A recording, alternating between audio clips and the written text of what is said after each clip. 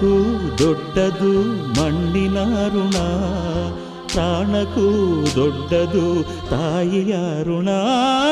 ಅಮ್ಮಯ್ಯ ಅಮ್ಮಯ್ಯ ಬಾರೆ ಅಕ್ಕರೆ ಸಕ್ಕರೆ ತಾರೆ, ಮಕ್ಕಳ ಬಾಯಿಗೆ ಮಕ್ಕಳ ಬಾಳಿಗೆ.